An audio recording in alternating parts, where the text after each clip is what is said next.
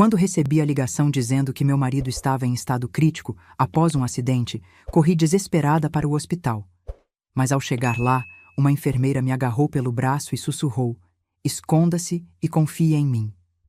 10 minutos depois, escondida naquela sala escura, vi meu marido sair da sala de cirurgia caminhando perfeitamente bem, rindo ao lado de sua amante. Eles não estavam me salvando. Eles estavam planejando meu assassinato. Mas antes de continuar, confira se você já está inscrito no canal e escreva nos comentários: de onde você está assistindo este vídeo? Adoramos saber até onde nossas histórias estão chegando. A chuva batia forte contra o vidro da janela quando o telefone tocou.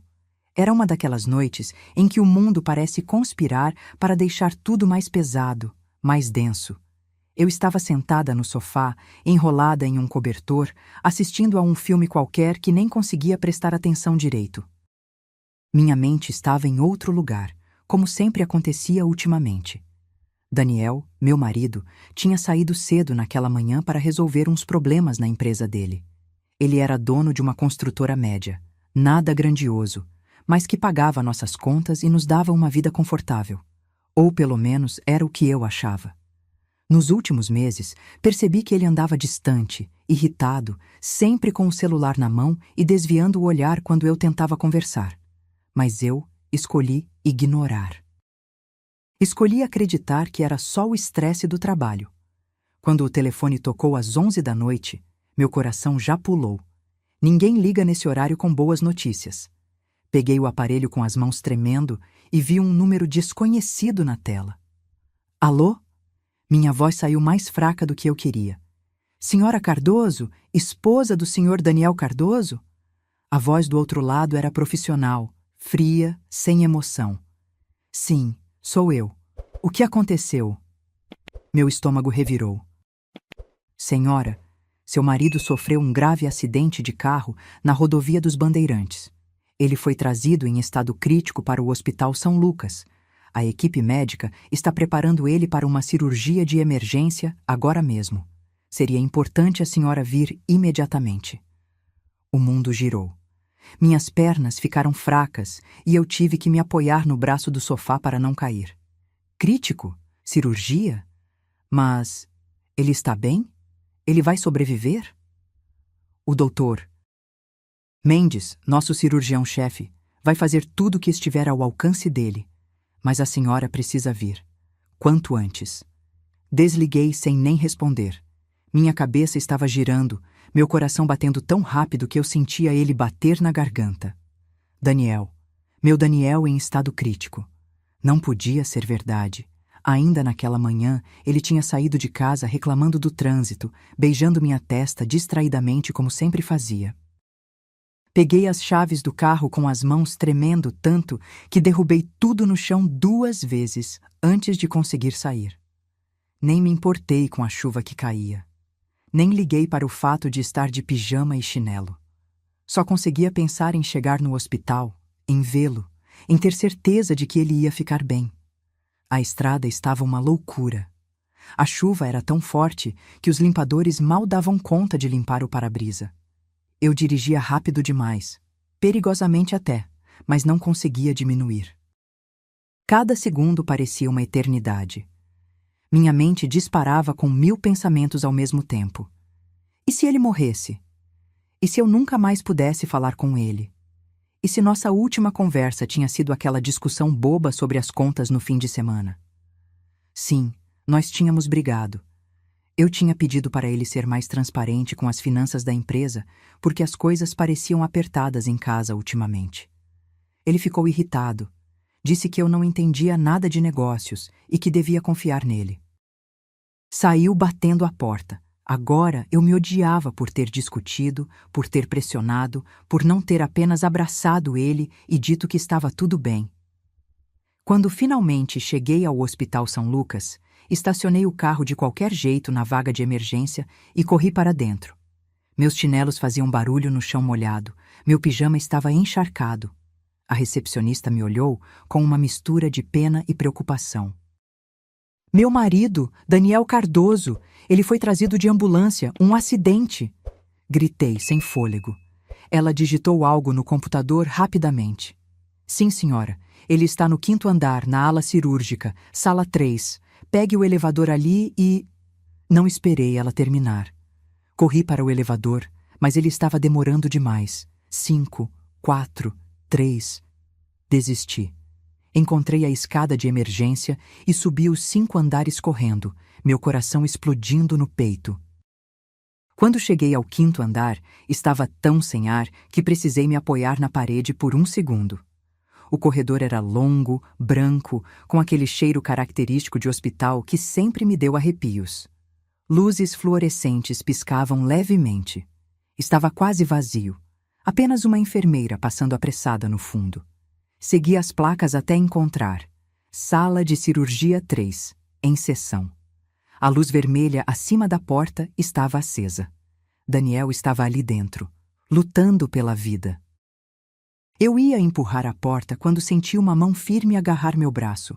Virei assustada e dei de cara com uma jovem enfermeira de olhos arregalados. Ela estava pálida, nervosa, olhando para os lados como se tivesse medo de ser vista. Não entre aí, ela sussurrou baixinho, puxando meu braço com força. O quê? Meu marido está aí dentro. Eu preciso... Tentei me soltar. Esconda-se e confie em mim. Ela me encarou com uma intensidade que me gelou. Havia medo real nos olhos dela. Medo genuíno. Antes que eu pudesse perguntar qualquer coisa, ela me arrastou pelo corredor até uma porta sem placa do outro lado.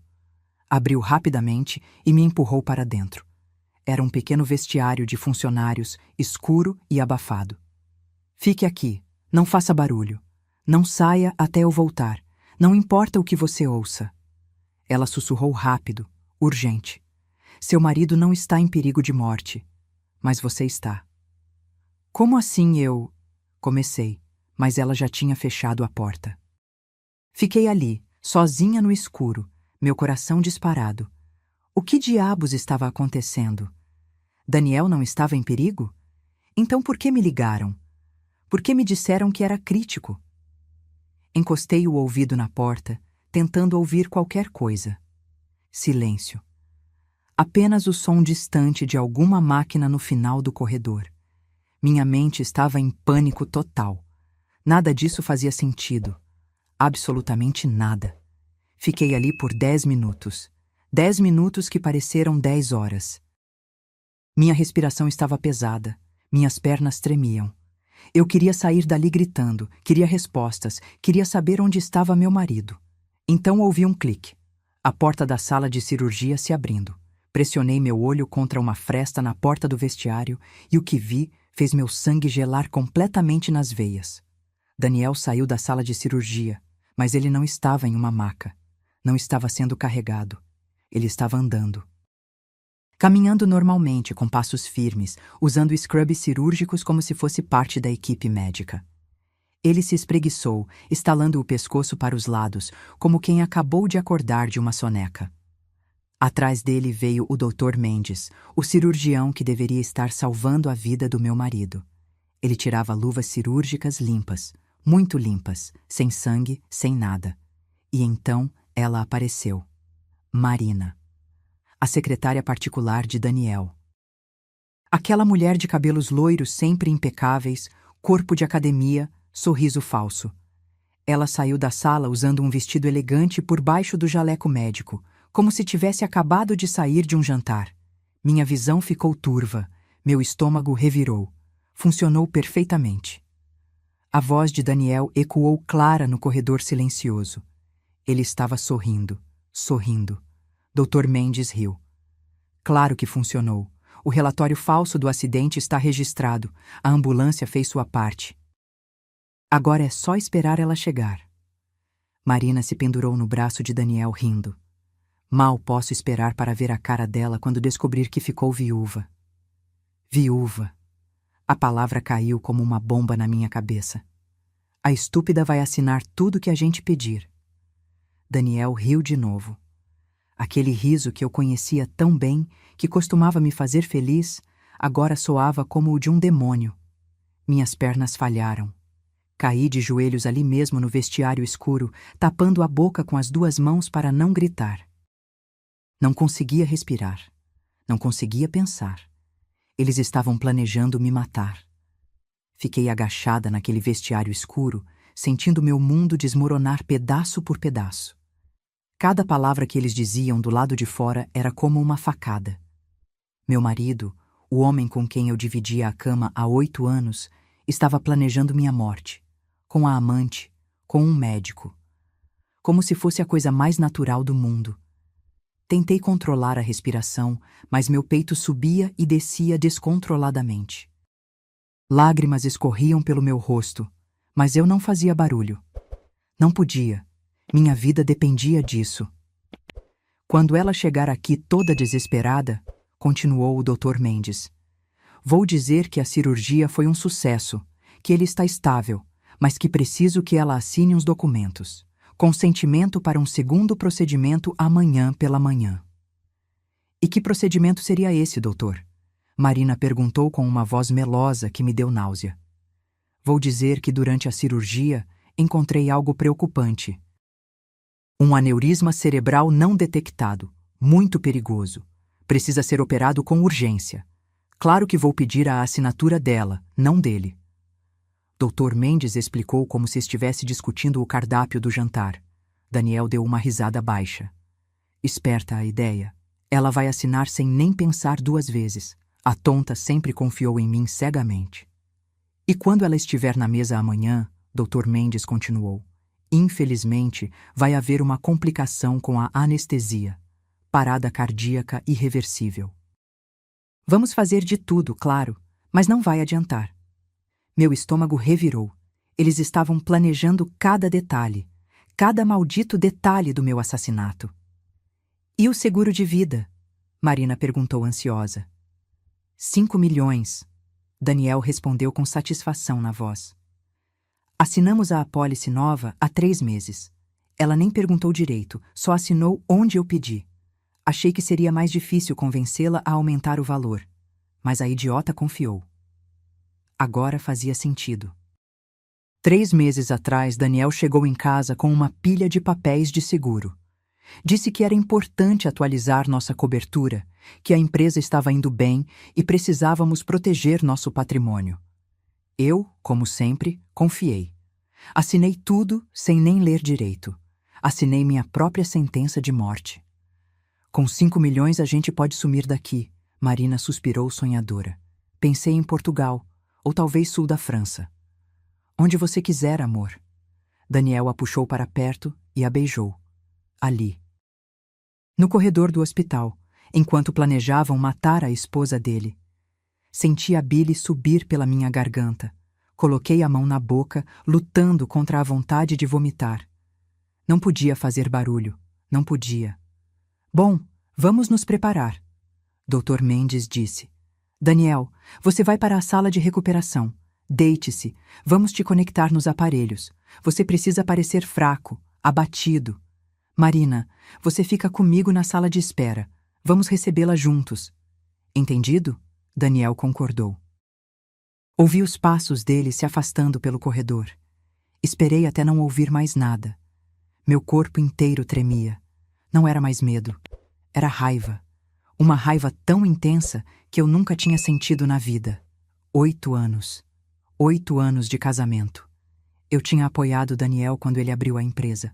Trabalhei junto com ele nos primeiros anos, fazendo a contabilidade, atendendo clientes, pegando marmita para economizar. Eu acreditei nele, confiei nele, amei ele, e ele me pagava assim. A porta do vestiário se abriu de repente e eu quase gritei. Era a enfermeira. Ela entrou rapidamente e fechou a porta, acendendo uma pequena lanterna do celular. Senhora Cardoso, ela sussurrou. Você ouviu? Eu só consegui acenar com a cabeça, incapaz de falar. Meu nome é Paula. Eu trabalho aqui há 3 anos e já desconfio do Dr. Mendes há muito tempo. Ela se ajoelhou na minha frente.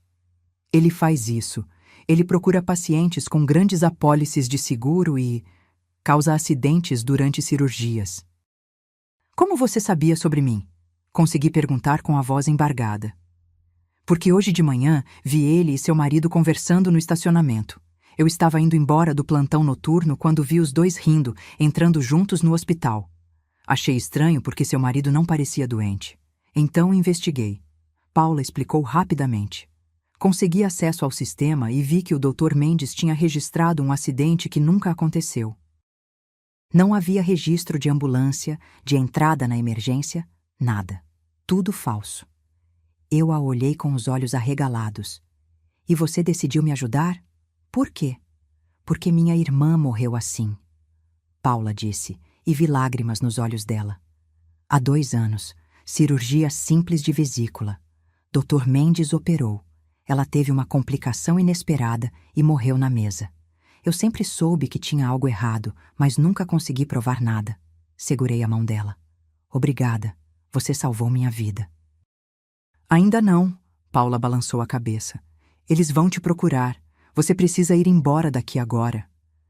Não, ouvi minha própria voz, firme, decidida. Eu não vou fugir. Vou acabar com eles.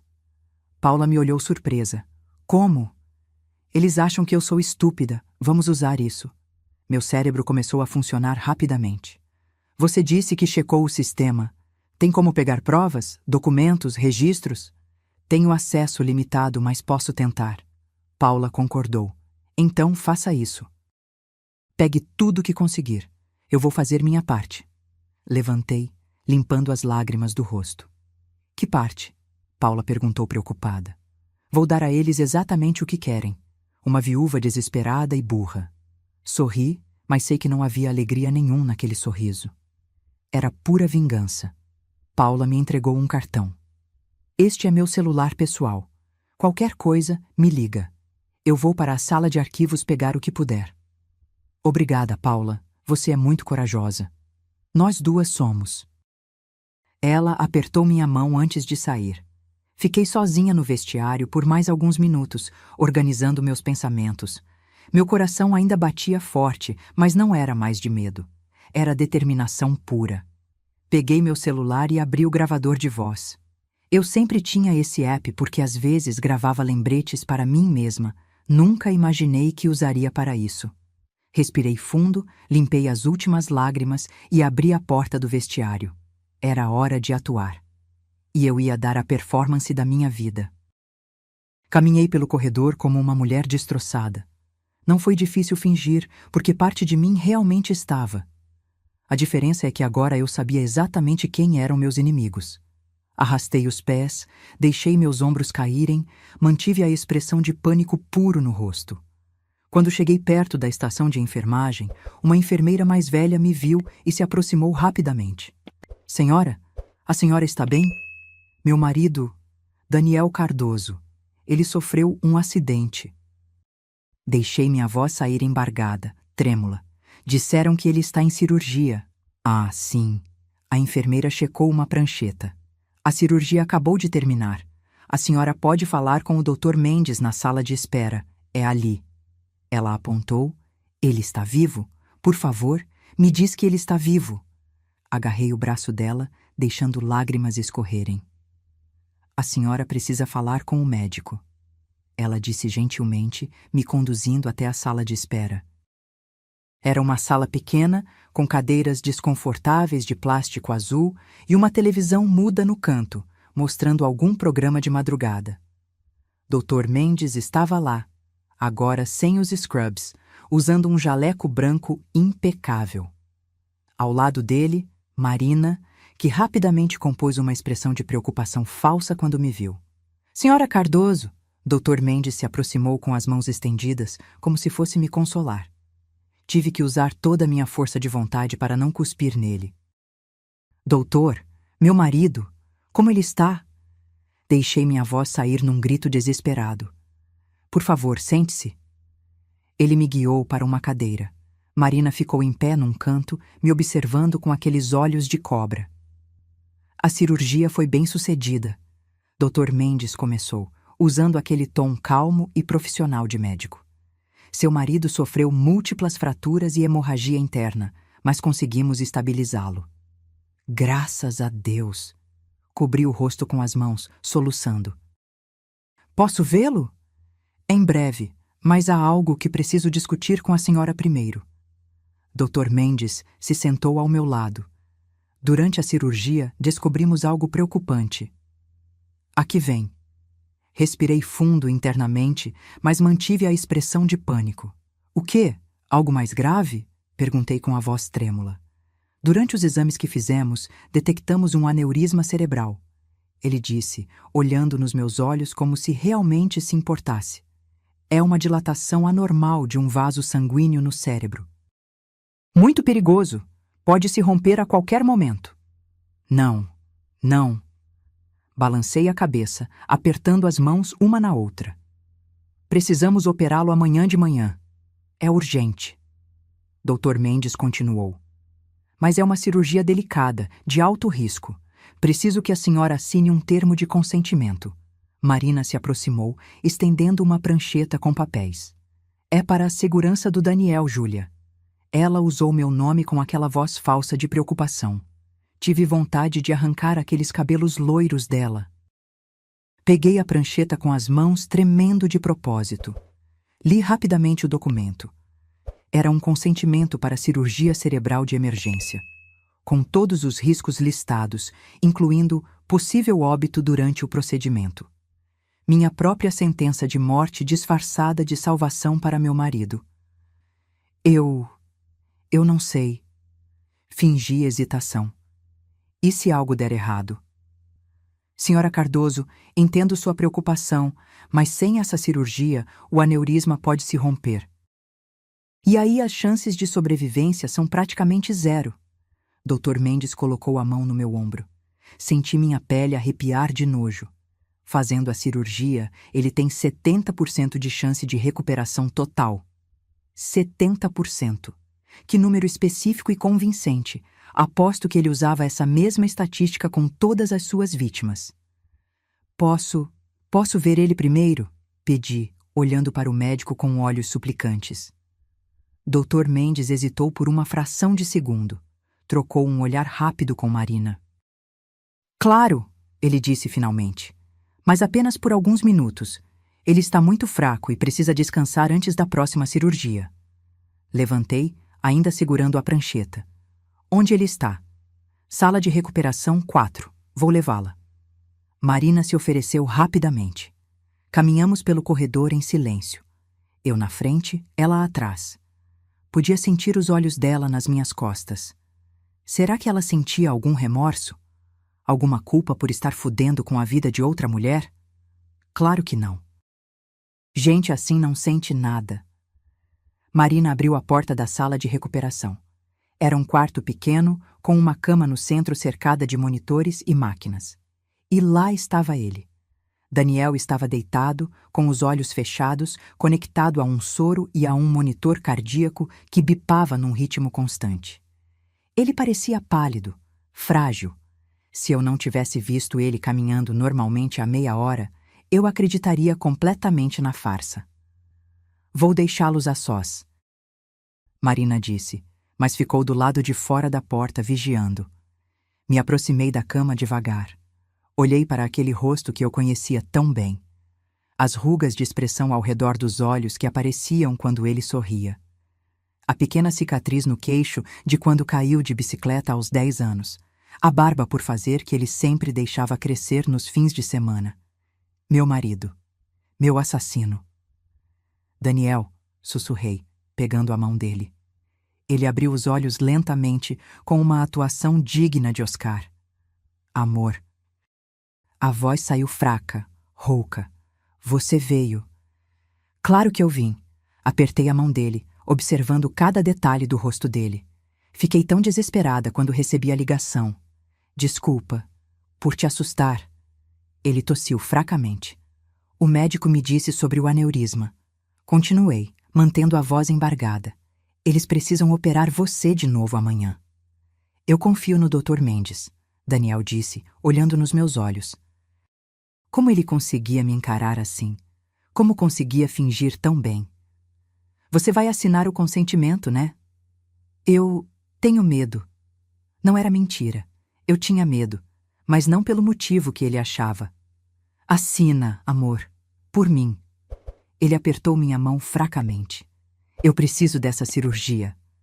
Olhei para ele em silêncio por um longo momento, então me inclinei e beijei sua testa. Tudo bem, eu assino. Vi um lampejo de satisfação nos olhos dele antes de ele fechá-los novamente, voltando a fingir fraqueza. Saí do quarto. Marina estava encostada na parede do corredor, checando o celular. Vou assinar os papéis, anunciei. O rosto dela se iluminou por um segundo antes de ela compor uma expressão adequadamente preocupada. Tenho certeza que vai dar tudo certo, Júlia. Voltamos para a sala de espera. Dr. Mendes estava anotando algo numa pasta quando chegamos. Doutor, chamei. Onde eu assino? Ele me entregou uma caneta com um sorriso gentil. Assassino. Maldito assassino de jaleco branco. Olhei para o papel mais uma vez. Consentimento para cirurgia cerebral de emergência. Paciente, Júlia Cardoso. Espera. Meu nome. Não o nome do Daniel. Senti meu sangue gelar. Li de novo, com mais atenção. Ali estava, no campo paciente a ser submetido ao procedimento. Júlia Maria Cardoso. Eles nem se deram ao trabalho de disfarçar direito. Minhas mãos começaram a tremer de verdade agora. Olhei para Dr. Mendes, depois para Marina, tentando manter minha expressão neutra. Tem algo errado aqui, disse, apontando para o nome. Dr. Mendes se inclinou para olhar e franziu a testa, como se estivesse surpreso. Mas eu vi. Vi o pequeno sorriso que ele tentou esconder. Ah, que erro bobo da secretaria! Ele disse, pegando o papel de volta. Deixa eu pegar o formulário correto. Não. Falei firme demais. Precisei me controlar. Quer dizer, estou tão nervosa que nem consigo pensar direito. Doutor, será que posso assinar isso amanhã de manhã? Antes da cirurgia? Preciso de um tempo para processar tudo. Vi a expressão dele mudar. Apenas por uma fração de segundo, mas mudou. A máscara de médico gentil e preocupado vacilou. Senhora Cardoso, quanto mais cedo assinarmos, mais cedo podemos preparar tudo. Ele começou. Por favor. Cortei, deixando lágrimas escorrerem. Eu só preciso de algumas horas. Vou para casa, tomar um banho, acalmar meus nervos e volto de manhã. Prometo. Marina deu um passo à frente. Júlia, o Daniel precisa... Eu sei o que meu marido precisa. Quase gritei, me levantando da cadeira. E eu vou assinar. Só preciso de um tempo. Isso é pedir demais? O silêncio que se seguiu foi tenso. Dr. Mendes e Marina se entreolharam. Eu podia quase ver as engrenagens girando na cabeça deles, tentando descobrir se eu estava desconfiando de algo ou se era só uma esposa em choque emocional. Tudo bem. Dr. Mendes finalmente concordou, mas sua voz estava mais fria agora. A senhora pode ir para casa descansar. Mas preciso que esteja aqui às 7 da manhã. A cirurgia está marcada para às 8 em ponto. Estarei aqui. Peguei minha bolsa com as mãos ainda tremendo. Posso ver ele mais uma vez antes de ir? Claro, Marina disse, mas seu sorriso não alcançava os olhos. Voltei para a sala de recuperação. Daniel continuava na mesma posição, olhos fechados, respiração controlada. Me aproximei da cama e me inclinei como se fosse beijá-lo. Mas o que eu fiz foi sussurrar bem baixinho no ouvido dele. Eu sei de tudo. Senti o corpo dele ficar tenso por uma fração de segundo, mas ele não abriu os olhos. Não reagiu. Afastei, sorrindo tristemente. Até amanhã, amor. Disse em voz alta e saí do quarto. Marina me acompanhou até o elevador. Não trocamos uma palavra. Quando as portas se fecharam, eu finalmente pude respirar. Meu celular vibrou. Era uma mensagem de Paula. Consegui alguns arquivos, mas precisa de mais. Onde você está? Digitei rapidamente. Saindo do hospital. Me encontra no estacionamento? A resposta veio imediata. Estacionamento lateral. Carro branco. Quando cheguei ao estacionamento, a chuva tinha diminuído para uma garoa fina. Procurei o carro branco e vi Paula acenando de dentro de um sedã velho. Entrei rapidamente no banco do passageiro. Consegui isso. Ela me entregou uma pasta com papéis. Registros de entrada e saída de pacientes. Seu marido nunca foi registrado como paciente crítico. Na verdade, ele foi registrado como visitante. Folheei os papéis rapidamente. Lá estava: Daniel Cardoso, visitante. Entrada: 18h47. 4 horas antes de eu receber a ligação. E tem mais. Paula abriu o laptop que estava no banco de trás. Consegui acessar as gravações das câmeras de segurança antes que bloqueassem meu acesso. Ela girou a tela para mim. O vídeo mostrava o estacionamento do hospital, com a marcação de horário 18h52. E lá estava Daniel, saindo de seu próprio carro, sorrindo, se espreguiçando. Nada de ambulância, nada de acidente. Marina saiu do lado do passageiro, ajeitando o cabelo. Consegue me mandar isso? Perguntei, sentindo a adrenalina correr nas veias. Já enviei para seu e-mail. Mas Júlia? Paula me olhou preocupada. Eles vão saber que eu acessei os arquivos. O Dr. Mendes tem muita influência aqui. Ele pode me demitir ou coisa pior. Você tem algum lugar para ficar? Longe daqui? Perguntei. Minha mãe mora no interior. Posso ir para lá. Então vai, agora, esta noite mesmo. Segurei a mão dela. E muito obrigada. Você não tem ideia do quanto me ajudou. O que você vai fazer? Paula perguntou. Vou acabar com eles.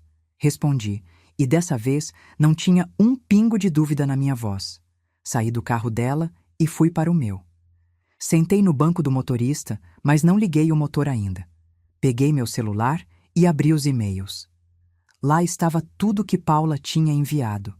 Vídeos, documentos, registros. Mas não era suficiente. Não ainda. Eles precisavam confessar. Precisavam admitir o plano com todas as palavras, e eu sabia exatamente como fazer isso. Liguei o carro e dirigi até um hotel barato perto do hospital. Não ia para casa. Eles podiam estar me seguindo, me vigiando. Precisava de um lugar seguro para pensar. O quarto do hotel cheirava a mofo e cigarro velho, mas tinha uma cama e um chuveiro. Era tudo o que eu precisava. Tranquei a porta, coloquei a corrente de segurança e finalmente deixei meu corpo relaxar. Sentei na beirada da cama e deixei tudo que tinha segurado durante as últimas horas sair. Chorei. Chorei de raiva, de mágoa, de decepção. 8 anos. 8 anos da minha vida desperdiçados com um homem que me via como um obstáculo a ser eliminado. Mas as lágrimas não duraram muito, porque no fundo, mais forte que a dor, estava a sede de vingança. Peguei meu notebook e comecei a pesquisar. Procurei casos parecidos, falhas em cirurgias suspeitas, médicos acusados de negligência, e encontrei um padrão. Dr. Luiz Mendes tinha um histórico. 5 pacientes nos últimos 3 anos tinham morrido em sua mesa de cirurgia por complicações inesperadas. Todos tinham grandes apólices de seguro de vida. Todos os casos foram arquivados por falta de evidências. A irmã de Paula não tinha sido a única. Abri um documento novo e comecei a escrever. Tudo. Cada detalhe do que tinha acontecido naquela noite. Cada palavra que ouvi escondida no vestiário. Cada mentira que me contaram. Quando terminei, eram 4 da manhã. Salvei o documento em 3 lugares diferentes. Meu e-mail, um pendrive e na nuvem. Depois liguei para meu advogado. Foi direto para o correio de voz, claro. Eram 4 da manhã. Mas deixei uma mensagem. Dr. Tavares, aqui é Júlia Cardoso. Preciso que o senhor abra este e-mail assim que acordar. É urgente. Muito urgente. Se algo acontecer comigo nas próximas horas, por favor, entregue esse material para a polícia. Desliguei e caí na cama. Dormi por 2 horas inquietas, tendo pesadelos com salas de cirurgia e mãos ensanguentadas. Quando acordei, já eram 6h30. Tomei um banho rápido, vesti as mesmas roupas do dia anterior e olhei meu reflexo no espelho manchado do banheiro. Meus olhos estavam vermelhos e inchados. Meu cabelo era uma bagunça. Eu parecia exatamente o que deveria parecer. Uma mulher à beira do colapso. Perfeito. Peguei meu celular, verifiquei se o gravador de voz estava funcionando e coloquei no bolso interno da minha jaqueta, com a lente da câmera para fora. Eram 7 horas quando cheguei ao hospital. O mesmo estacionamento, a mesma entrada, os mesmos corredores assépticos. Mas tudo parecia diferente agora. Cada enfermeira que passava poderia ser cúmplice. Cada médico poderia estar no esquema. Subi para o 5º andar. Meu coração batia forte, mas não de medo, de antecipação. Dr. Mendes estava me esperando na sala de espera, com aquele mesmo sorriso gentil e falso. Senhora Cardoso, que bom que chegou cedo. Ele se levantou. Trouxe o formulário correto desta vez. Antes de assinar, eu disse, mantendo a voz firme: quero ver meu marido novamente. Dr. Mendes hesitou apenas por um segundo. Claro, mas precisamos ser rápidos. A equipe cirúrgica está se preparando. Ele me guiou pelo corredor até a sala de recuperação. Daniel estava acordado desta vez, sentado na cama, parecendo muito mais alerta do que deveria para alguém que estava prestes a fazer uma cirurgia cerebral de emergência. Amor. Ele estendeu as mãos quando me viu. Sua voz estava mais forte agora. Erro número 1. Como você está se sentindo? Perguntei, me aproximando. Melhor. Os médicos são ótimos aqui. Ele sorriu, pegando minha mão. Senti meu estômago revirar com o toque dele. O doutor Mendes disse que a cirurgia é arriscada. Falei, observando cada microexpressão no rosto dele. Eu sei. Daniel apertou minha mão. Por isso é tão importante que você assine logo o consentimento. Quanto antes começarmos, melhor. Na verdade, comecei devagar. Estive pensando a noite toda e... A porta se abriu de repente. Marina entrou, vestindo scrubs azuis desta vez, como se fosse fazer parte da equipe cirúrgica. Ela parou ao me ver, surpresa por um instante antes de recompor a expressão. Desculpe interromper, ela disse com aquela voz falsa, mas Dr. Mendes pediu que eu verificasse os sinais vitais do Daniel. Claro. Me afastei da cama. Aliás, Marina, pode ficar. Queria falar com vocês dois. Vi os olhos dela se estreitarem levemente. Daniel também ficou tenso. Sobre o quê? Ele perguntou. Respirei fundo. Era agora ou nunca. Sobre o fato de que eu sei que estão planejando me matar. O silêncio que se seguiu foi absoluto. Marina congelou com o termômetro na mão. Daniel ficou pálido de verdade pela primeira vez. Júlia, você está em choque? Daniel começou, mas eu levantei a mão. Poupe seu fôlego para algo útil, como explicar para a polícia. Tirei meu celular do bolso. Ontem à noite, enquanto vocês achavam que eu estava escondida sem saber de nada, eu gravei tudo. Cada palavra que vocês disseram no corredor depois da falsa cirurgia. Apertei play. As vozes saíram nítidas do alto-falante. Funcionou perfeitamente. O relatório falso do acidente está registrado. Mal posso esperar para ver a cara dela quando descobrir que ficou viúva. Com 5 milhões, a gente pode sumir daqui. Vi o sangue sumir do rosto de Daniel. Marina deixou cair o termômetro no chão. Além disso, continuei, sentindo uma onda de poder percorrer meu corpo.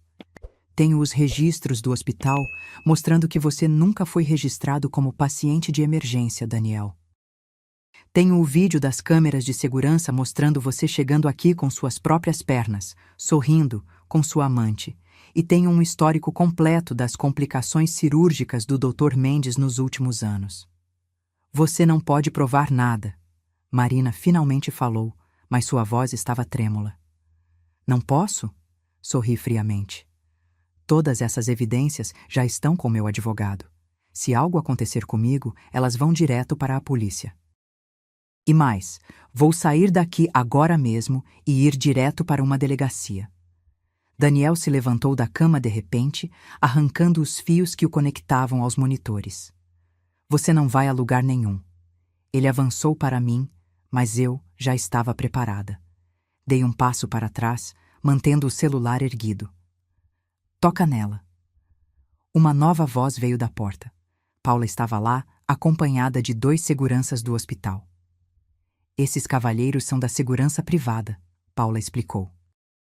Quando eu os informei sobre as irregularidades nos registros hospitalares e sobre as ameaças contra uma paciente, eles concordaram em me acompanhar. Isto é um mal-entendido. Dr. Mendes entrou na sala atrás dos seguranças. Seu rosto estava vermelho de raiva. Esta mulher está delirando. Então explica isso. Um dos seguranças mostrou um tablet. Os registros do sistema hospitalar foram adulterados. A senhora, ele olhou para Paula, nos mostrou as discrepâncias. E acabamos de receber uma ordem do diretor do hospital para investigar todas as cirurgias realizadas pelo Dr. Mendes no último ano. Quem foi que... Dr. Mendes começou, mas foi interrompido. Fui eu. Uma mulher entrou na sala. Era mais velha, cabelos grisalhos presos em um coque severo. Usava um blazer elegante. Sou a doutora Beatriz Costa, nova diretora deste hospital. Assumi há 2 semanas e uma das primeiras coisas que fiz foi revisar os casos de óbito em cirurgia. Os números do doutor Mendes eram estatisticamente impossíveis de serem apenas azar. Ela olhou para mim. Senhora Cardoso, quando seu advogado me enviou os arquivos esta manhã com uma cópia para o conselho do hospital, eu soube que precisava agir rápido. Isso é uma conspiração, Dr. Mendes gritou. Vocês não podem. Podem e vão. 2 policiais uniformizados entraram na sala. Dr. Luiz Mendes, o senhor está preso sob suspeita de fraude, formação de quadrilha e múltiplas tentativas de homicídio. Vi as algemas sendo colocadas nos pulsos dele. Vi Marina tentando sair sorrateiramente pela porta, mas sendo bloqueada pelo outro policial. Marina Santos, a senhorita também está presa. O policial disse, pegando as algemas. E então, meus olhos foram para Daniel. Ele estava encostado na cama, olhando para mim com um misto de ódio e incredulidade. Como você descobriu? Foi tudo que ele conseguiu perguntar. Porque você me subestimou, respondi calmamente. Você achou que eu era estúpida, cega, fácil de manipular. Mas eu sempre soube que algo estava errado. Os telefonemas escondidos, as viagens de última hora, as contas que não fechavam. Eu só não tinha certeza até ontem à noite. 8 anos, ele murmurou. 8 anos juntos, e você me destrói assim? Eu te destruo? Quase ri. Você planejou me matar, Daniel. Me colocar em uma mesa de cirurgia e me assassinar. E ainda tem coragem de se fazer de vítima? Os policiais se aproximaram dele também. Daniel Cardoso, o senhor está preso sob suspeita de tentativa de homicídio qualificado e fraude de seguro. Quando as algemas tocaram seus pulsos, ele finalmente pareceu entender que tinha acabado. Seus olhos se encheram de lágrimas. Lágrimas reais. Júlia, por favor, eu amava você. Não. Interrompi com a voz firme. Você nunca me amou. Pessoas que amam não planejam assassinatos.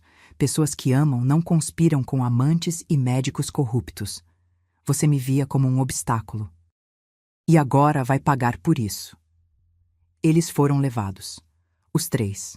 Dr. Mendes ainda gritando sobre seus direitos. Marina chorando copiosamente. Daniel em silêncio, olhando para o chão. Quando a sala finalmente esvaziou, minhas pernas falharam. Sentei na cadeira ao lado da cama, tremendo. Paula se aproximou e colocou a mão no meu ombro. Você conseguiu.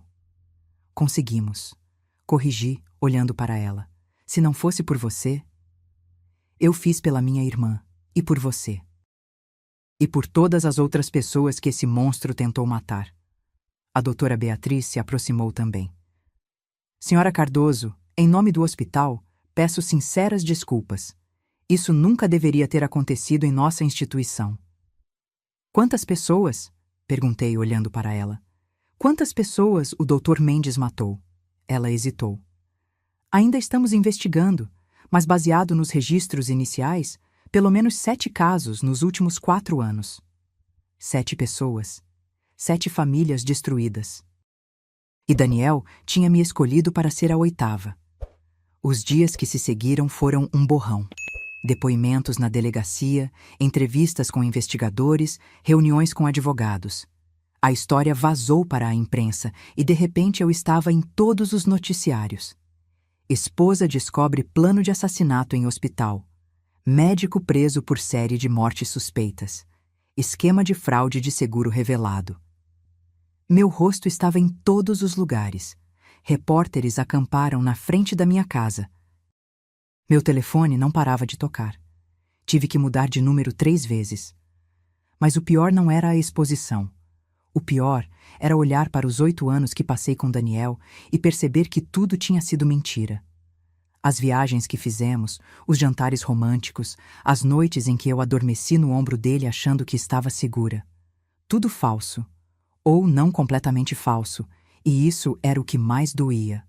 Porque em algum momento, talvez nos primeiros anos, eu acredito que ele realmente me amou. Mas em algum lugar no caminho, esse amor morreu. E ao invés de me dizer, ao invés de pedir o divórcio como uma pessoa normal, ele decidiu que seria mais fácil me matar. A investigação revelou coisas que eu preferia não saber. Daniel estava devendo muito mais do que eu imaginava. A construtora estava à beira da falência. Ele tinha feito empréstimos com agiotas, tinha dívidas de jogo, tinha se metido em negócios ilegais tentando salvar a empresa. Marina era a amante há 2 anos. 2 anos que eles vinham se encontrando nas minhas costas. 2 anos de mentiras. E o pior, ela tinha sido minha amiga primeiro. Foi em uma festa da empresa que conheci ela. Eu mesma tinha sugerido que Daniel a contratasse como secretária porque ela parecia eficiente e confiável. Que piada! O plano deles era simples e terrível. Me matar, pegar os 5 milhões do seguro, saldar as dívidas de Daniel e fugir juntos para o exterior. Começar uma nova vida. Como se eu fosse apenas um item a ser riscado de uma lista de afazeres. Dr. Mendes recebia uma porcentagem do seguro. Era assim que funcionava.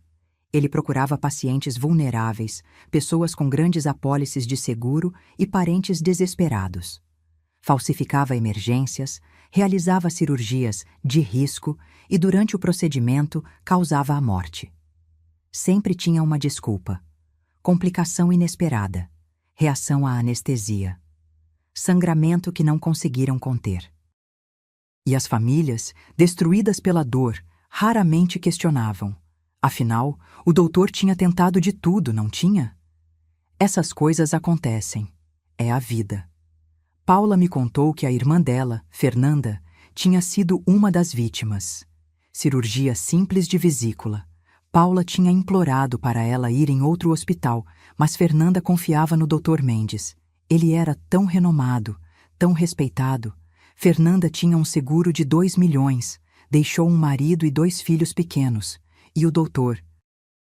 Mendes embolsou 400 mil reais como consultor médico nos meses seguintes. Quando descobri isso, quis vomitar. O julgamento foi rápido. Com as evidências que tínhamos, os vídeos, as gravações, os registros adulterados, o histórico de mortes suspeitas, não havia muito o que a defesa pudesse fazer. Dr. Mendes foi condenado a 30 anos de prisão por 7 casos de homicídio qualificado. Marina pegou 15 anos como cúmplice em tentativa de homicídio. Daniel pegou 25 anos. Eu estava na sala do tribunal quando leram as sentenças. Vi o Dr. Mendes, antes tão arrogante, chorar como uma criança. Vi Marina gritar que era inocente, que tinha sido manipulada. Vi Daniel me olhar pela última vez antes de ser levado. Ele não disse nada. Apenas me olhou com aqueles olhos que eu conhecia tão bem, que eu tinha amado tanto. E então virou e foi levado para fora da sala. Foi a última vez que o vi. Depois do julgamento, tentei reconstruir minha vida. Vendi a casa onde moramos juntos. Não conseguia mais entrar nela sem lembrar. Cada cômodo tinha memórias. A cozinha onde fazíamos café da manhã juntos aos domingos. A sala onde assistíamos filmes abraçados no sofá. O quarto onde... Não conseguia mais ficar lá. Comprei um apartamento pequeno em outro bairro, algo novo, limpo, sem passado. A seguradora tentou não pagar o seguro, alegando tentativa de fraude. Mas meus advogados argumentaram que eu era a vítima, não a fraudadora. Levou meses de batalha judicial, mas eventualmente ganhamos. 5 milhões de reais. Dinheiro manchado de sangue. Dinheiro que quase custou minha vida. Usei parte dele para pagar as dívidas que Daniel tinha deixado em meu nome. Sim, mesmo sendo crimes dele, como éramos casados em comunhão de bens, parte das dívidas legais recaíam sobre mim. Os advogados conseguiram reduzir bastante, mas ainda assim foram centenas de milhares de reais. Outro tanto eu doei para a família da Paula. Para os filhos de Fernanda, que ficaram órfãos por causa da ganância de um médico. O resto investi. Não queria esse dinheiro perto de mim, mas também não ia desperdiçá-lo. Era meu, afinal de contas. Paguei com quase perder minha vida por ele. Paula se tornou uma grande amiga. Ela largou o emprego no hospital, não conseguia mais trabalhar lá depois de tudo e voltou a estudar. Decidiu fazer direito para poder ajudar outras vítimas de negligência médica. Eu a ajudei financeiramente com os estudos. Era o mínimo que podia fazer pela mulher que salvou minha vida. Quanto a mim, também mudei de carreira. Trabalhava como contadora, mas depois de tudo que passei, não conseguia mais me concentrar em planilhas e números. Parecia tão insignificante. Comecei a trabalhar como voluntária em um centro de apoio a mulheres vítimas de violência doméstica. Sim, o que Daniel tentou fazer comigo era violência. Talvez a pior forma de violência, tentar me matar e fazer parecer um acidente. Conheci tantas mulheres fortes naquele centro, mulheres que tinham sobrevivido a coisas terríveis, espancamentos, abusos psicológicos, tentativas de homicídio, e todas elas tinham algo em comum. Tinham encontrado forças que nem sabiam que existiam, assim como eu. 6 meses depois do julgamento, recebi uma carta.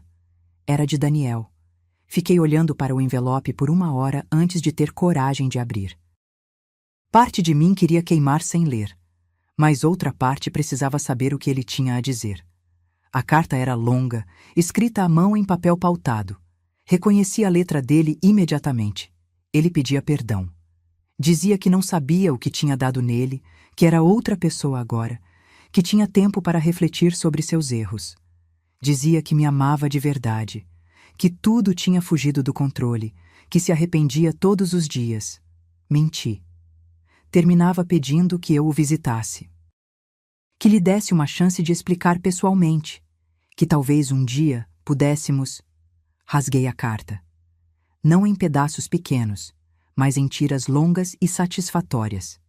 Depois, coloquei tudo em um cinzeiro e ateei fogo. Vi as palavras dele virarem cinzas.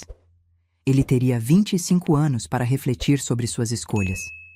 Eu não seria parte dessa reflexão. 1 ano depois, eu estava diferente. Não fisicamente.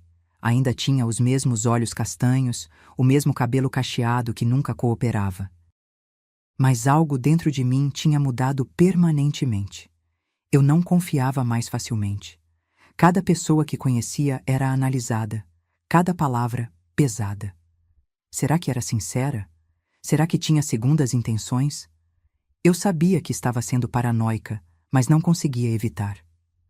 Comecei terapia, 2 vezes por semana, religiosamente. A princípio resistia, achava que conseguiria processar tudo sozinha. Mas Paula me convenceu. Você passou por um trauma, ela disse. Não tem vergonha nenhuma em pedir ajuda profissional. E ela estava certa. A terapia me ajudou a entender que não tinha sido culpa minha, que eu não tinha sinais que deveria ter visto, que pessoas que querem enganar são muito boas nisso. Também me ajudou a perdoar a mim mesma, perdoar por ter confiado, perdoar por ter amado, perdoar por ter sido humana. Conheci outras sobreviventes de tentativas de homicídio. Tinha um grupo de apoio que nos reuníamos 1 vez por mês. Ouvir as histórias delas me fez perceber que não estava sozinha. Tinha a Rosa, que o marido tentou envenenar lentamente com arsênico no café da manhã durante meses. Ela só descobriu quando começou a ter sintomas estranhos e um médico desconfiado pediu exames toxicológicos. Tinha a Mariana, cujo namorado tentou empurrá-la de um penhasco durante uma trilha romântica. Ela sobreviveu se agarrando a um galho. Tinha a Sônia, que descobriu que o companheiro estava adulterando os freios do carro dela. Ela só não morreu porque, coincidentemente, o carro quebrou no dia anterior e foi para um mecânico, que descobriu a sabotagem. Histórias terríveis, mas também histórias de sobrevivência, de mulheres que se recusaram a ser vítimas. Eu era uma delas agora. 2 anos depois, aconteceu algo que não esperava. Conheci alguém. Ele se chamava Ricardo e era terapeuta no centro de apoio onde eu era voluntária. Era gentil, paciente e completamente diferente de Daniel. Onde Daniel era impulsivo e dominador, Ricardo era calmo e respeitoso. Onde Daniel mentia, Ricardo era transparente até demais. Eu resisti no começo. Resisti muito. A ideia de me abrir para alguém de novo, de confiar de novo, era aterrorizante. Não estou pedindo que confie em mim cegamente, Ricardo disse quando finalmente admiti meus medos para ele. Estou pedindo que me dê uma chance de ganhar sua confiança, passo a passo, no seu tempo. E foi isso que fizemos, passos pequenos. Ele me mostrava suas contas bancárias sem eu pedir, me incluía em todas as decisões, nunca escondia o celular, nunca tinha reuniões de última hora suspeitas. Era quase chato de tão previsível, e era exatamente o que eu precisava. Levou 1 ano até nosso primeiro beijo, mais 6 meses até eu concordar em morar junto. E mesmo assim, insisti em manter contas separadas, manter minha independência financeira. Ele nunca reclamou. Você passou por algo terrível, ele dizia. Se precisa de seguranças extras para se sentir segura, eu entendo completamente. 3 anos após a prisão de Daniel, Paula se formou em Direito. Eu estava na plateia quando ela recebeu o diploma, gritando e aplaudindo como uma louca. Ela tinha se saído melhor da turma. Naquela noite, saímos para comemorar. Eu, Paula, Ricardo e algumas outras amigas que fiz no grupo de apoio. Estávamos em um restaurante pequeno, rindo, brindando com vinho barato. Vocês sabem o que é mais louco? Paula disse em algum momento da noite, já um pouco alterada pelo álcool. Há 3 anos, eu estava trabalhando naquele hospital maldito, presa na dor de ter perdido minha irmã, achando que nunca teria justiça. E olha onde estamos agora. Advogada formada, eu disse, erguendo minha taça. Pronta para ferrar com médicos corruptos em tribunal. E você? Paula apontou para mim. Coordenadora de um centro de apoio, ajudando dezenas de mulheres. Com um namorado que é gente boa de verdade. Ela piscou para Ricardo, que ficou vermelho. A gente sobreviveu. Uma das outras mulheres, a Rosa, disse. Isso é o que importa. Não só sobrevivemos, corrigi. A gente venceu. Eles tentaram nos destruir e a gente se reconstruiu. Mais fortes. Brindamos a isso. A sobrevivência. A força. A reconstrução.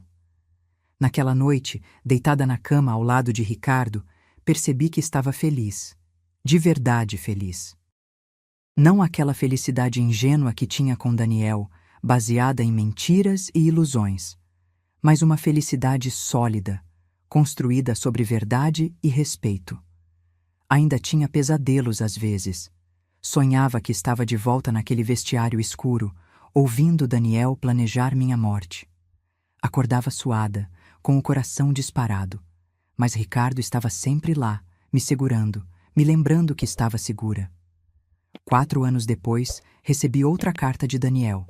E outra. E outra. Ele não desistia. Todas foram direto para o lixo sem serem abertas. Um dia, um repórter me procurou.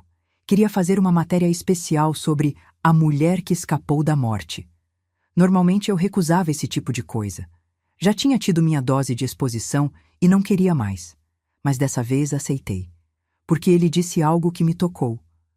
Sua história pode salvar outras pessoas. Pode ensinar mulheres a prestarem atenção nos sinais. Pode mostrar que é possível sobreviver e se reconstruir. A matéria saiu em uma revista grande. Contei tudo: o falso acidente, a enfermeira que me salvou, a descoberta da conspiração, o julgamento, a reconstrução. As respostas foram avassaladoras. Recebi centenas de e-mails, mulheres me contando suas próprias histórias. Algumas que tinham escapado, outras que ainda estavam presas em relacionamentos abusivos, e a matéria tinha sido a motivação que precisavam para sair. Uma mulher me escreveu: "Meu marido sugeriu aumentar meu seguro de vida mês passado. Achei estranho, mas ignorei. Depois de ler sua história, fui investigar. Descobri que ele está tendo um caso e está endividado. Já entrei com pedido de divórcio e anulei a apólice. Você salvou minha vida sem nem saber." Chorei quando li aquilo. 5 anos depois da prisão de Daniel, o centro onde eu trabalhava abriu uma nova ala, financiada em parte com o dinheiro do meu seguro. Uma ala especialmente dedicada a mulheres que sofreram tentativas de homicídio. Nós a batizamos de Ala Fernanda, em homenagem à irmã de Paula. Na inauguração, havia dezenas de pessoas, sobreviventes, familiares, profissionais da área. Paula fez um discurso emocionante sobre sua irmã, sobre a importância de nunca desistir de buscar justiça. Quando foi minha vez de falar, olhei para todas aquelas mulheres, cada uma com sua história de dor, cada uma com sua história de sobrevivência. "Eu deveria estar morta", comecei. "Há 5 anos, meu próprio marido planejou meu assassinato. Ele, a amante dele e um médico corrupto decidiram que eu era descartável, que minha vida valia menos que 5 milhões de reais." Fiz uma pausa, deixando as palavras assentarem. "Mas estou aqui, viva, forte, feliz. E não foi sorte, foi luta, foi coragem, foi a bondade de uma estranha que decidiu me ajudar mesmo arriscando tudo. Foi recusar ser uma vítima passiva." Olhei para Paula, que estava chorando. "Cada uma de vocês aqui passou por algo terrível, mas vocês sobreviveram. E sobrevivência é só o primeiro passo. O próximo é se reconstruir e garantir que outros monstros como os que nos machucaram paguem por seus crimes." A sala explodiu em aplausos. Aquela noite, deitada na cama, pensei em como minha vida tinha mudado. 5 anos atrás, eu estava correndo sob a chuva para um hospital, desesperada, achando que meu marido estava morrendo. Se alguém me dissesse naquele momento tudo que eu descobriria naquela noite, tudo que enfrentaria nos anos seguintes, eu teria achado impossível sobreviver. Mas sobrevivi. E mais que isso, vivi. 7 anos depois, eu estava em paz. Não era aquele tipo de paz ingênua que tinha antes, quando achava que o mundo era justo e as pessoas eram boas. Era uma paz mais madura, construída sobre cicatrizes e lições aprendidas. Ricardo e eu nos casamos. Foi uma cerimônia pequena, só amigos próximos e família. Paula foi minha madrinha, claro. Não usamos aliança de ouro. Usei prata, porque não queria nada que me lembrasse do anel que Daniel tinha me dado. O casamento foi diferente de tudo. Fizemos questão de ter contas separadas, de manter nossa independência financeira. Ele entendeu perfeitamente. "Casamento não é sobre posses", ele disse. "É sobre parceria." Tivemos um filho, um menino lindo de olhos verdes que batizamos de Miguel. Quando segurei ele pela primeira vez, chorei de uma forma que nunca tinha chorado antes. Lágrimas de alegria pura, mas também de medo. Medo de que algo acontecesse com ele. Medo de que o mundo fosse cruel demais. Medo de não ser forte o suficiente para protegê-lo. Mas olhei para Ricardo, que olhava para nosso filho com tanto amor, e soube que não estava sozinha.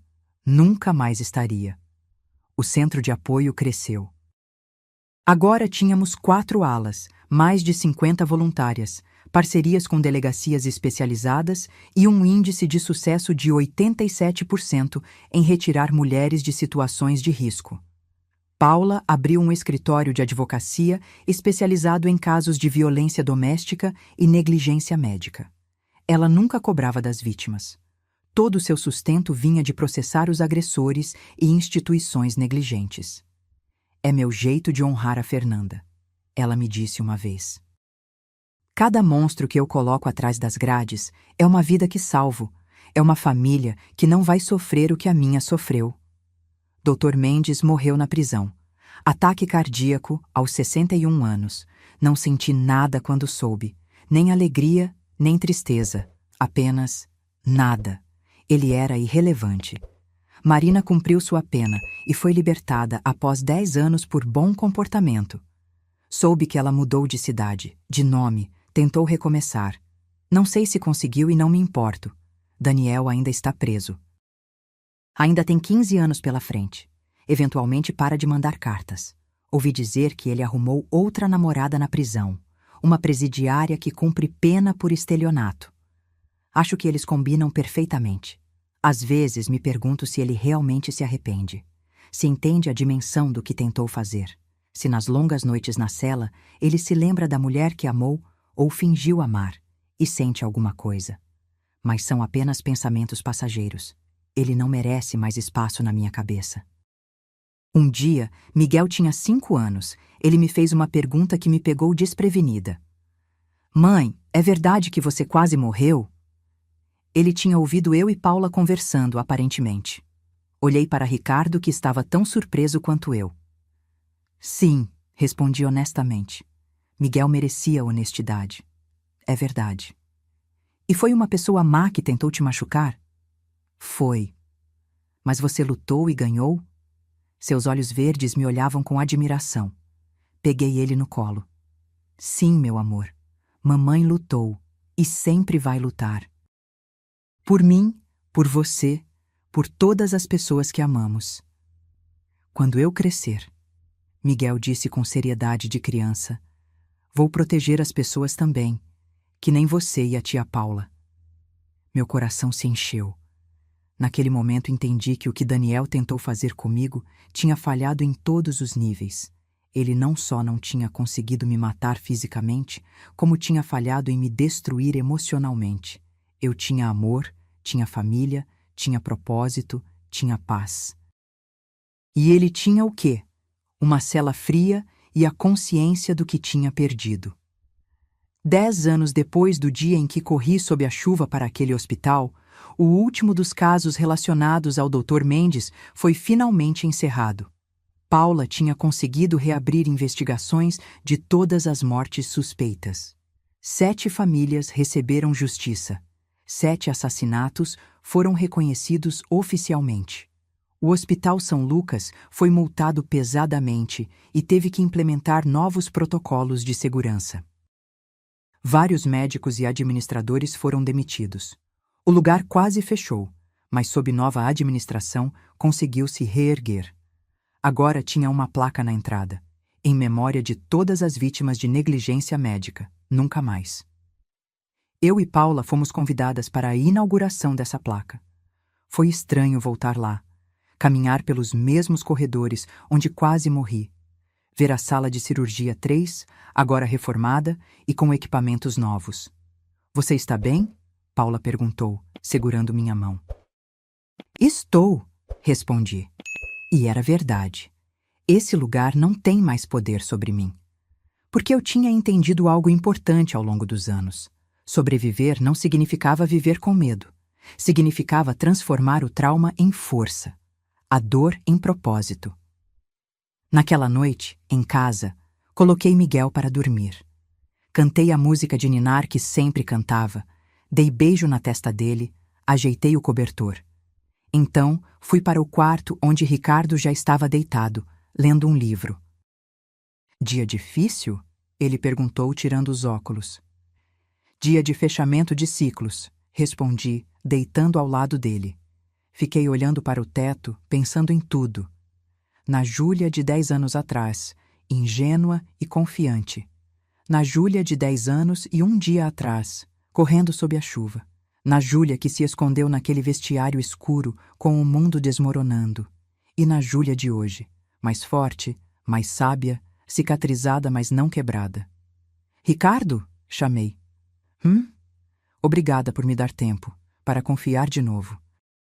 Para amar de novo. Ele se virou para mim, pegando minha mão. Você não tem que agradecer. Você merece ser amada da forma certa.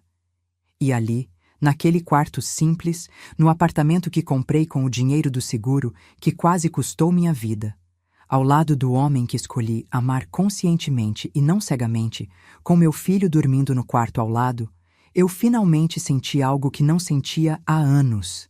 Senti que estava em casa. Não em uma casa física, mas em mim mesma, em paz com meu passado. Confiante no meu presente, esperançosa quanto ao futuro. Daniel tentou me tirar isso, tentou me tirar tudo, mas fracassou, porque eu era mais forte do que ele jamais imaginou, porque tive aliados quando mais precisei, porque me recusei a ser só uma estatística, só mais uma vítima, escolhi ser uma sobrevivente, e depois escolhi ser mais que isso, escolhi viver. Agora, se você gostou dessa história, clica em se inscrever e me diz nos comentários qual parte te deixou de queixo caído. Ah, e não esqueça de se tornar membro para ter acesso a vídeos exclusivos que não posto aqui. Te espero lá.